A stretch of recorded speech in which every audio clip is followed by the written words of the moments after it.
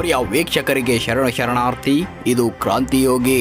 ಬಂಧುಗಳೇ, divine star Rishabh ಶೆಟ್ಟರ ಕಾಂತಾರ ಸೀರೀಸ್ನ ಮತ್ತೊಂದು ದಂತಕತೆ ಇಂದು ಸಾವಿರಾರು ಬೆಳ್ಳಿತೆರೆಯ ಮೇಲೆ ಅಪ್ಪಳಿಸಿದೆ. ಇದು ಸ್ಯಾಂಡಲ್ವುಡ್ನ ಮತ್ತೊಂದು ಪ್ಯಾನ್ ಇಂಡಿಯಾ ಸಿನಿಮಾ. ಅಬ್ಬರದ ಮೇಕಿಂಗ್ ಹಾಗೂ ಸಿನಿಮಾಟೋಗ್ರಫಿಯೊಂದಿಗೆ ಸಹಸ್ರಾರು ಕಲಾವಿದರು ನಟಿಸಿರುವ ಕಾಂತಾರದ ದಂತಕಥೆಯನ್ನು ನೋಡಲು ಭಾರತೀಯ ಸಿನಿ ಪ್ರೇಕ್ಷಕರು ತುದಿಗಾಲಲ್ಲಿ ನಿಂತು ಕಾದಿದ್ದು ಸುಳ್ಳಲ್ಲ.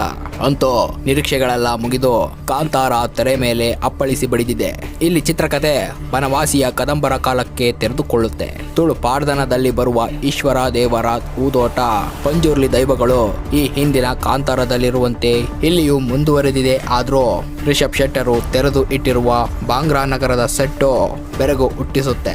ಕುಂದಾಪುರ ತಾಲೂಕನ್ನ ತಾಗಿಕೊಂಡ ಪಶ್ಚಿಮ ಘಟ್ಟಗಳ ಕಾಡುಗಳ ರಮಣೀಯತೆಯನ್ನ ಅರವಿಂದ್ ಕಶ್ಯಪ್ರ ಕ್ಯಾಮರಾ ಕಣ್ಣುಗಳು ಮತ್ತಷ್ಟು ಅದ್ಭುತವಾಗಿ ತೋರಿಸಿವೆ.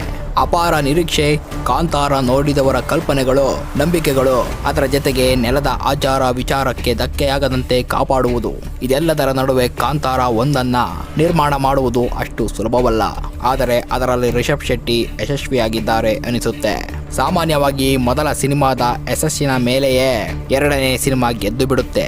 ಆದರೆ ಮೊದಲ ಭಾಗವೇ ಚೆನ್ನಾಗಿತ್ತು ಎಂಬ ಮಾತೆ ಎಲ್ಲೆಡೆ ಕೇಳಿ ಬರುತ್ತದೆ. ಕಾಂತಾರ 1 ನೋಡಿದಾಗ ಹಾಗೆ ಅನಿಸಲಿಲ್ಲ. ಕಾಂತಾರ ಚಾಪ್ಟರ್ 1 ಈ ಎರಡೂ ಕಥೆಯಲ್ಲಿ ವ್ಯತ್ಯಾಸ ಉಳಿಸಿಕೊಳ್ಳೋಕೆ ರಿಷಬ್ ಶೆಟ್ಟಿ ಯಶಸ್ವಿಯಾಗಿದ್ದಾರೆ. ದೊಡ್ಡ ಬಜೆಟ್ ತಂತ್ರಜ್ಞಾನ ಗ್ರಾಫಿಕ್ಗಳ ಅಬ್ಬರದಲ್ಲೇ ಮೂಲ ಕಥೆ ಇಲ್ಲಿ ಸ್ವಲ್ಪ ಕಳೆದು ಹೋಗುತ್ತದೆ. ಸಿನಿಮಾ ಅಂತ್ಯದಲ್ಲಿ ಸ್ವಲ್ಪ ಗ್ರಾಫಿಕ್ ಅಬ್ಬರ ಹೆಚ್ಚಾಗುತ್ತೆ. ಆದರೆ ಇಲ್ಲಿ ವಿಜೃಂಭಿಸುವುದು ಮಾತ್ರ ನಟ ರಿಷಬ್. ಕಾಂತಾರದಲ್ಲಿ ಕೊನೆಯ ದೃಶ್ಯದಲ್ಲಿ ರಿಷಬ್ ನಟನೆ ಅಚ್ಚಳಿಯದೆ ಮನಸ್ಸಿನಲ್ಲಿ ಇಂದಿಗೂ ಉಳಿದಿದೆ. ಅದನ್ನ ಮೀರಿಸಿದ ನಟನೆ ಕಾಂತಾರ ಚಾಪ್ಟರ್ 1 ನಲ್ಲಿ ಕಾಣಬಹುದು. ಆ ದೃಶ್ಯಗಳನ್ನ ಇನ್ನಷ್ಟು ಅದ್ಭುತ ನಟನೆಯಿಂದ ರಿಷಬ್ ನೋಡುಗರ ಕಣ್ಣುಗಳಲ್ಲಿ ಅಚ್ಚಳಿಯದೆ ಉಳಿಯುತ್ತಾರೆ. ನೋಡುಗರು ಊಹಿಸಲಾಗದ ತಿರುವು ಕಥೆಯ ಓಟದೊಂದಿಗೆ ಕತೆ ಆಗುತ್ತೆ. ಇಡೀ ಸಿನಿಮಾದಲ್ಲಿ 1-2 ಬಾರಿ ಮಾತ್ರ ದೈವ ಮೈ ಮೇಲೆ ಬರುವ ಕ್ಷಣಗಳನ್ನ ನೋಡುಗರು ಊಹಿಸಬಹುದಾದರೂ ದೈವದ ಮುಂದಿನ ನಡೆಗಳಲ್ಲೇ ನೋಡುಗರು ಆಶ್ಚರ್ಯಚಕಿತರಾಗುತ್ತಾರೆ. ಒಬ್ಬ ಪ್ರೇಕ್ಷಕನಾಗಿ ಸಿನಿಮಾ ನೋಡುತ್ತಾ ಹೋದಂತೆ ಅದ್ಭುತ ಎನಿಸುತ್ತೆ. ಈ ಮಟ್ಟಗಿನ VFX ಕನ್ನಡದಲ್ಲಿ ಕಾಣುವುದಕ್ಕೆ ಖುಷಿ ಎನಿಸುತ್ತೆ. ಪ್ರೇಕ್ಷಕನಿಗೆ ಏನು ಬೇಕು? ಒಂದೊಳ್ಳೆ ಸಿನಿಮಾ ಅನುಭವ, ಪರದೆ ತುಂಬಾ ಆವರಿಸಿಕೊಳ್ಳುವಂತಹ ಚಿತ್ತಾರ, ಮನ ತುಂಬಿದರೆ ಅಬ್ಬಬ್ಬ ಎನಿಸಿದರೆ ಸಾರ್ಥಕ. ಹಾಗಂತ ಈ ತರಹದ ದೃಶ್ಯ ರೂಪ ಎಲ್ಲೂ ಕಂಡೇ ಇಲ್ಲವಂತೆ. ಇವತ್ತಿನ ಕಾಲಘಟ್ಟದಲ್ಲಿ ಇದಾವುದೂ ಹೊಸದಲ್ಲ.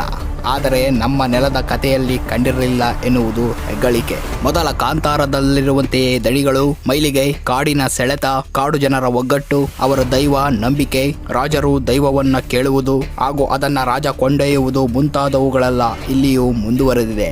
ಆದರೆ ರಿಷಬ್ ಶೆಟ್ಟರು ಚಿತ್ರದ ಪ್ರತಿ ಫ್ರೇಮ್ ಅತ್ಯಂತ ರಿಚ್ ಆಗಿ ಮೂಡಿಬರಬೇಕು ಅನ್ನೋದನ್ನ ಕಲ್ಪಿಸಿಕೊಂಡ ಕಾರಣಕ್ಕೆ ಚಿತ್ರದ ಬಜೆಟ್ ನೀರಿನಂತೆ ಹರಿದೋಗಿದೆ. ಚಿತ್ರದ ಫ್ರೇಮ್ನ ಶ್ರೀಮಂತಿಕೆಗೆ ಶೆಟ್ಟರು ಭರಪೂರ ಶ್ರಮ ವಹಿಸಿದ್ದಾರೆ. ಕಾಂತಾರ ದಂತಕತೆ ಒಂದು ದೃಶ್ಯ ಕಾವ್ಯದಂತೆ ನೋಡಿಸಿಕೊಂಡು ಹೋಗುತ್ತದೆ. ಹಳೆ ಕಾಂತಾರದ 2 ಹಾಡುಗಳನ್ನ ಮತ್ತೆ ಯಥಾವತ್ತಾಗಿ ಇಲ್ಲೂ ಬಳಸಲಾಗಿದೆ. ಮೊದಲ ಕಾಂತಾರದ ಕ್ಲೈಮ್ಯಾಕ್ಸ್ ನಲ್ಲಿ ಅನುಭವಿಸುವ ಗೂಸ್ ಬಾಂಬ್ ಕುಲಶೇಖರನ ವಧೆಯ ಸಂದರ್ಭದಲ್ಲಿ ಹಾಗೆ ಬಂದು ಹಾಗೆ ಹೋಗುತ್ತೆ. ರಾಜ ದರ್ಬಾರಿನ ಸೆಟ್ಟು, ಬ್ರಹ್ಮ ಕಲಶದ ದೇಗುಲದ ಸೆಟ್ಟುಗಳು ರೋಮಾಂಚನಕಾರಿಯಾಗಿವೆ. ಆರ್ಟ್ ಡೈರೆಕ್ಟರ್ ಕೆಲಸ ಮನಮೋಹಕವಾಗಿದೆ. ಫೈಟ್ ಸೀನುಗಳಲ್ಲಿ ಶೆಟ್ಟರು ಅದ್ಭುತವಾಗಿ ನಟಿಸಿದ್ದಾರೆ. ಹಿನ್ನೆಲೆ ಸಂಗೀತ ಬಹುತೇಕ ಹಳೆಯ ಕಾಂತಾರದ್ದನ್ನ ಇಲ್ಲಿ ಮತ್ತೆ ಬಳಸಿಕೊಳ್ಳಲಾಗಿದೆ. ಗುಳಿಗ ದೈವ ಶೆಟ್ಟರ ಮೇಲೆ ಯಥೇಚ್ಛವಾಗಿ ಬಂದಿರುವುದು. ರಿಷಬ್ ಶೆಟ್ಟರು ಕೊನೆಗೆ ಒಂದು ಟ್ವಿಸ್ಟ್ ಇಟ್ಟು ಎಲ್ಲರನ್ನ ಬೆರಗುಗೊಳಿಸುತ್ತಾರೆ. ನಾಯಕ ನಟಿ ರುಕ್ಮಿಣಿ ವಸಂತ್ ಇಲ್ಲಿ ಇಷ್ಟವಾಗುತ್ತಾರೆ. ಸಿನಿಮಾದಲ್ಲಿ ಹಾಸ್ಯ ಇಲ್ಲಿ ಕಚಗುಳಿ ಇಡೋದಿಲ್ಲ. ಕುಲಶೇಖರ ಪಾತ್ರ ಚೆನ್ನಾಗಿದೆ. ಮಾಯಕಾರವನ್ನ ಕಾಡುತ್ತಾನೆ. ಹಳೆಯ ಕಾಂತಾರದಲ್ಲಿರುವ ಬಹುತೇಕ ತಾರಾಗಣ, ಹಿನ್ನೆಲೆ ಸಂಗೀತ, ಗುಳಿಗ ದೈವ, ಪಂಜುರ್ಲಿ ದೈವಗಳು ಕಟ್ಟುಕಟ್ಟಳೆಯಂತೆ ಮತ್ತೆ ಮುಂದುವರೆದಿದೆ. ನಾಗಬೆರ್ಮ, ಚಾವುಂಡಿ, ಹುಲಿದೈವ, ಬ್ರಹ್ಮ ರಕ್ಕಸಗಳೆಲ್ಲ ಇಲ್ಲಿ ಹೊಸತು. ಶೆಟ್ಟರು ದೈವ ಭಾಷೆ ತುಳುವನ್ನ ಚೆನ್ನಾಗಿ ದುಡಿಸಿಕೊಂಡಿದ್ದಾರೆ. ಪಾಡ್ದನಗಳು ದೈವದ ಕಥೆಯನ್ನ ಹಿನ್ನೆಲೆಯಲ್ಲಿ ಹೇಳುತ್ತಾ ಹೋಗುವುದು ಬಹಳ ಚಂದವಾಗಿದೆ. ರಿಷಬ್ ಇಲ್ಲಿ ಕಥೆಗಾಗಿ ತುಳು ದೈವಾರಾಧನೆ ಹಾಗೂ ಅಂದಿನ ಜನಜೀವನವನ್ನ ಚೆನ್ನಾಗಿ ಅಭ್ಯಾಸ ನಡೆಸಿದ್ದು ಬಾಹುಬಲಿ, ತ್ರಿಬಲ್ ಆರ್ ಚಿತ್ರಗಳ ಕೆಲ ಫ್ರೇಮುಗಳನ್ನ ಇಲ್ಲಿಯೂ ಸ್ಫೂರ್ತಿ ಪಡೆದಿದ್ದಾರೆ. ಆದರೂ ರಿಷಬ್ ಚಿತ್ರಕ್ಕಾಗಿ ಬಹಳಷ್ಟು ಮಣ್ಣು ಒತ್ತಿರುವುದು ಪ್ರತಿ ಫ್ರೇಮ್ನಲ್ಲಿ ಕಾಣಿಸುತ್ತದೆ. ನಿರ್ಮಾಪಕರು ರಿಷಬ್ ಮೇಲೆ ನಂಬಿಕೆ ಇಟ್ಟು ಸಾಕಷ್ಟು ಹಣವನ್ನ ಸುರಿದಿದ್ದಾರೆ. ಬಹುತೇಕ ಕಲಾವಿದರ ನಟನೆಯೂ ಚೆನ್ನಾಗಿದೆ. ಸಿನಿಮಾ ಕೊಟ್ಟ ಕಾಸಿಗೆ ಮೋಸ ಮಾಡೋದಿಲ್ಲ. ಒಟ್ಟಾರೆ ಕಾಂತಾರ ಒಂದು ದಂತಕತೆ, ಕನ್ನಡದ ಪಾಲಿನ ಮತ್ತೊಂದು ಮೈಲಿಗಲ್ಲು. ಸಿನಿಮಾ ನೋಡುವ ನಾವುಗಳು ಏನೋ ಒಂದು ರಿವ್ಯೂ ಅನ್ನ ಬರೆಯೋದು ಸುಲಭ. ನೋಡುಗನಿಗೆ ಆತನ ಶ್ರಮದ ಟಿಕೆಟ್ ದರವೇ ಮುಖ್ಯ.